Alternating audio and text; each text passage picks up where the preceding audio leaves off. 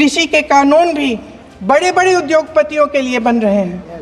सही एमएसपी को छोड़िए, डीएपी तक नहीं मिल रहा है।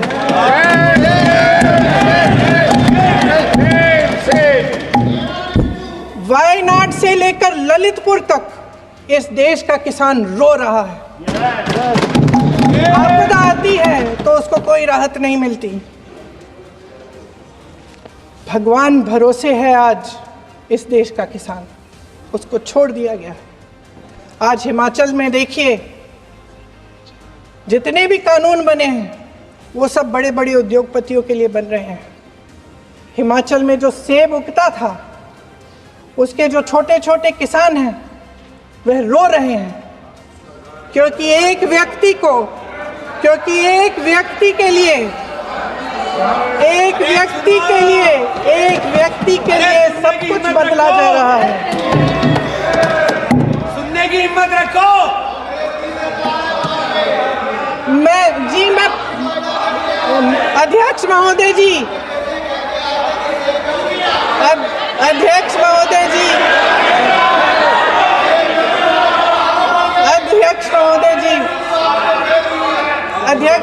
जी, अडानी जी को सारे कोल्ड स्टोरेज प्रदेश की सरकार ने नहीं दिए। अडानी जी को सारे कोल्ड स्टोरेज आपकी सरकार ने दिए। देश देख रहा है कि एक व्यक्ति को बचाने के लिए 142 करोड़ देश की जनता को नकारा जा रहा है। सारे बिजनेस, सारे संसाधन, सारी दौलत, सारे मौके एक ही व्यक्ति को सौंपे जा रहे हैं। सारे बंदरगाह, एयरपोर्ट्स, सड़कें, रेलवे का काम, कारखाने, खदानें, सरकारी कंपनियां सिर्फ एक व्यक्ति को दी जा रही है।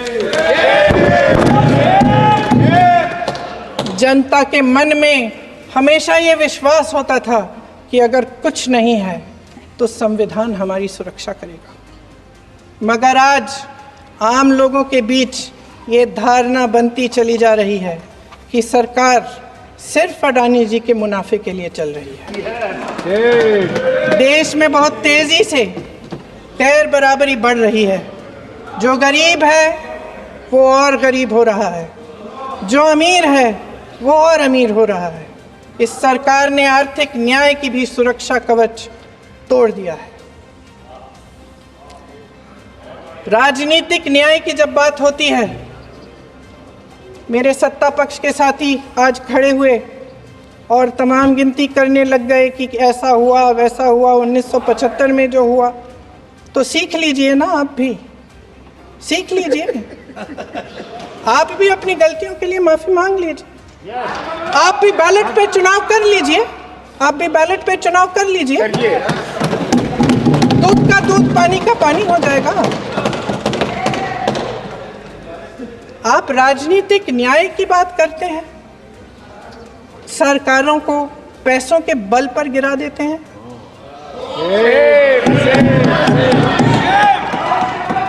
मेरा आग्रह है कि अपन संविधान में सकारात्मक बोले।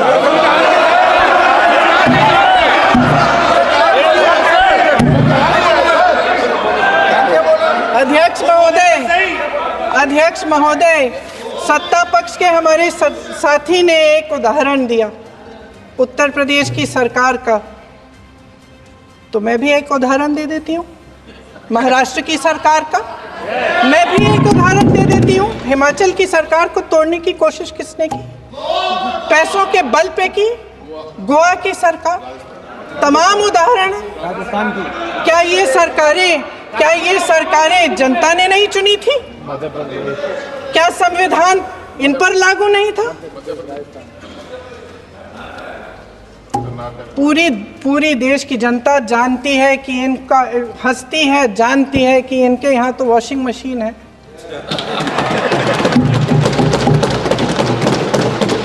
तो यहाँ से वहाँ जाता है वो धुल जाता है।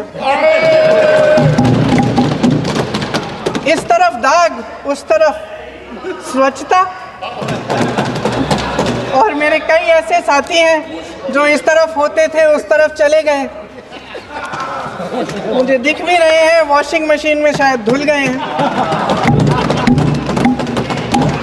अध्यक्ष महोदय, जहां भाईचारा और अपनापन होता था, जहां हमारे संविधान ने एकता का सुरक्षा कवच दिया था, वहां शक और घृणा के बीज बोए जा रहे हैं।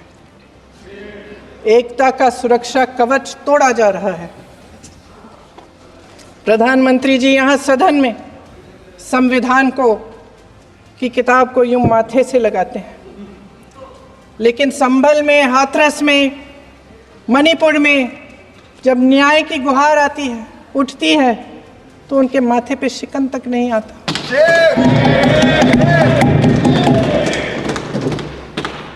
शायद समझ नहीं पाए हैं कि भारत का संविधान संघ का विधान नहीं है।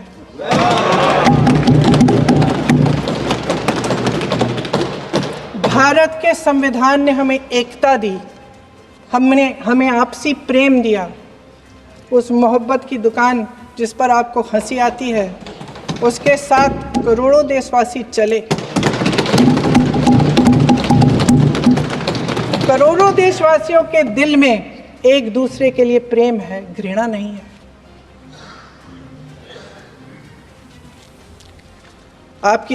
इनकी जो विभाजनकारी नीतियां हैं, उसका नतीजा हम रोज देखते हैं। राजनीतिक फायदे के लिए संविधान को छोड़िए, देश की एकता को भी ये रख नहीं सकते, इसकी सुरक्षा नहीं कर सकते। हमने संभल में देखा, मणिपुर में देखा। दरअसल इनका कहना है कि अलग अलग इस देश के अलग अलग हिस्से हैं। कैमरा।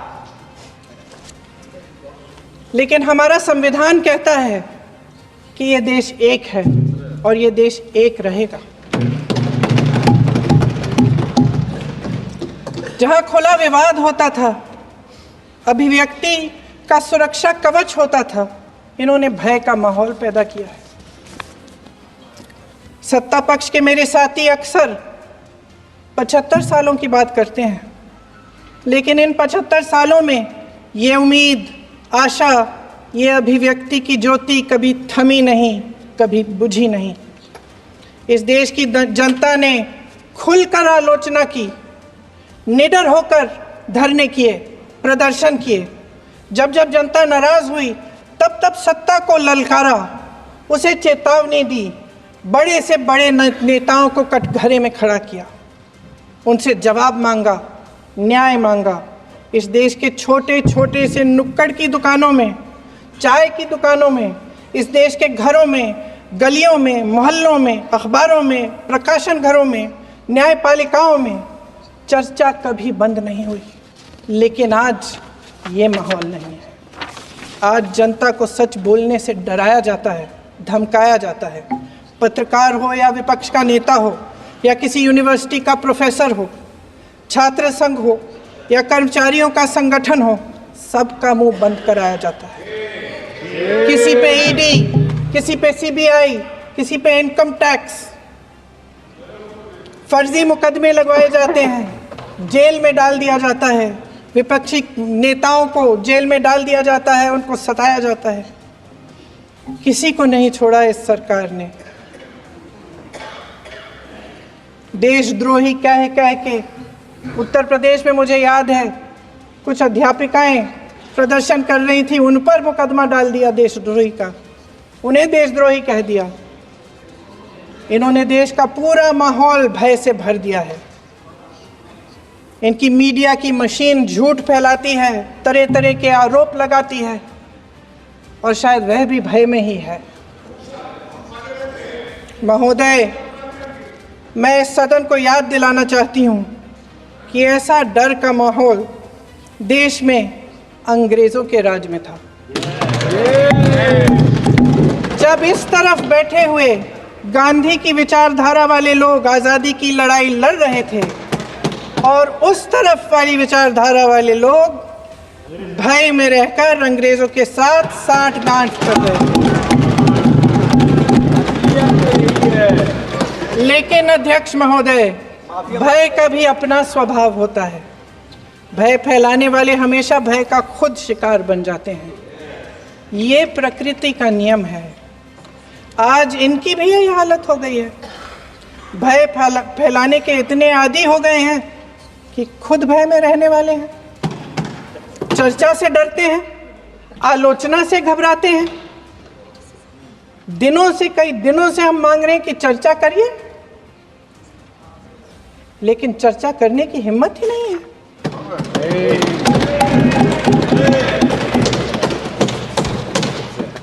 एक कहानी होती थी अध्यक्ष महोदय, शायद बचपन में आपने भी सुनी होगी।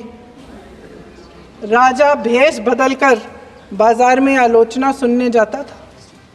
ये सुनने जाता था कि प्रजा मेरे बारे में क्या कह रही है, मैं सही रास्ते पे चल रहा हूं कि नहीं। लेकिन आज का राजा, भेष तो बदलते हैं आज के राजा, शौक तो है उनको भेष बदलने का, लेकिन न जनता के बीच जाने की हिम्मत है और न आलोचना सुनने की। महोदय, मैं तो सदन में नहीं हूं।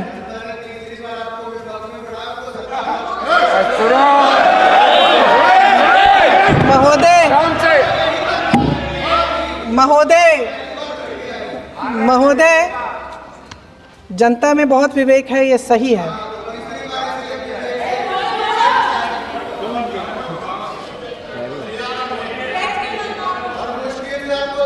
अच्छा महोदय, मैं सदन में नहीं हूँ,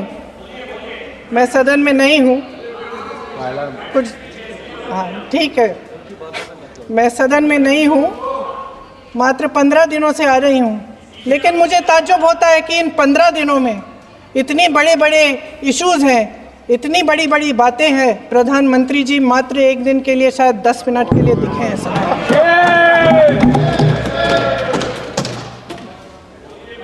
बात यह है अध्यक्ष महोदय जी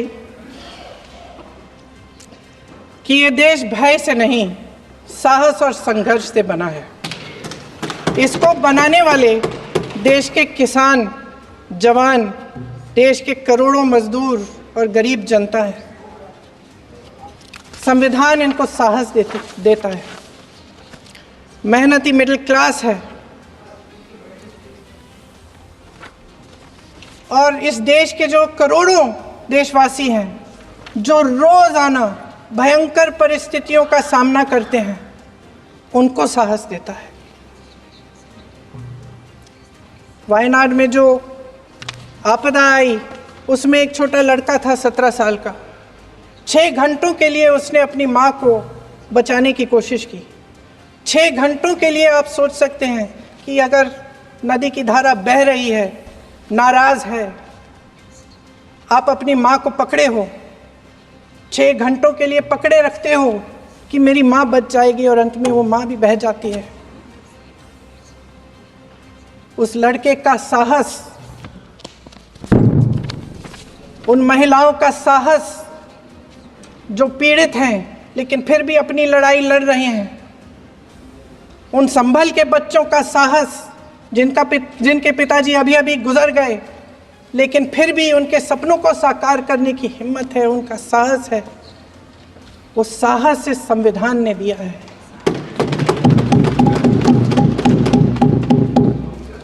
वो आत्मविश्वास से संविधान ने दिया है। ये देश भय से नहीं चल सकता, ये देश साहस से ही चलेगा। भय की भी सीमा होती है, और जब वो सीमा पार हो जाती है, जब किसी को इतना दबाया जाता है कि उसको लगने लगता है कि अब मेरे पास खोने के लिए कुछ नहीं है, तब उसमें एक ऐसी शक्ति पैदा होती है जिसके सामने कोई कायर खड़ा नहीं हो सकता। ये देश कायरों के हाथों में ज़्यादा देर तक कभी नहीं रहा है। ये देश उठेगा, ये देश लड़ेगा, सत्य मांगेगा, सत्यमेव जयते। जय हिंद। अगले